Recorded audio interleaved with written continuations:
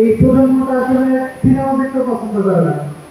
এই প্রজন্মটা ঘন্টার পর ঘন্টা ধরে একটা উপন্যাস করতে পছন্দ করে না। এই প্রজন্ম বসে বসে শুধু রিলস দেখে, তাই না? যত শর্টকাটে যত বেশি কিছু করে ফেলা যায় তারা সেটাই পছন্দ করে।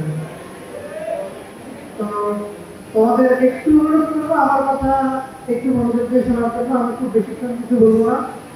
তোমাদের সাথে কথা বলার জন্য সেই কিন্তু ঢাকা থেকে অনেক ব্যস্ততা বাদ দিয়ে আসছি। শুধু কিছুক্ষণ সময়, সামান্য কিছুক্ষণ সময় তোমাদের কাছে দিয়ে দিচ্ছি।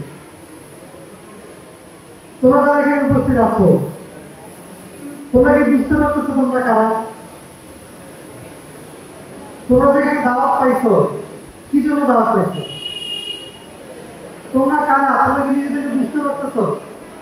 তোমাদের ভিতরে যে শক্তিটুকু আছে, শক্তিটুকু কি তোমরা বুঝতে পারতেছো? পারতেছো না। কারণ আইএসটা কোনোদিন বুঝতে পারে না, সে বড় হয়ে সে আইএসটা গেল। এরদোয়ান কোনোদিন বুঝতে পারে নাই, সে বড় হয়ে পুরস্কার টাকা দেশের প্রেসিডেন্ট হয়ে যাবে। আমাদের সবাইকে নিজেদের শক্তিটা বুঝতে হবে। তোমরা এখানে দাওয়াত পাইছো, তার মানে তোমাদের মধ্যে নিশ্চয়ই করার কোনো কোয়ালিটি আছে, যার মাত্র তোমাদেরকে এখানে আমন্ত্রণ জানানো হচ্ছে।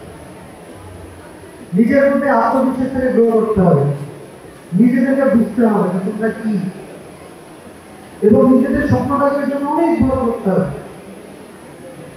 তুমি ভবিষ্যতে কি হতে চাও, তোমার টার্গেট কি হওয়া, তোমার ক্যারিয়ারকে তুমি কিসে দেবে।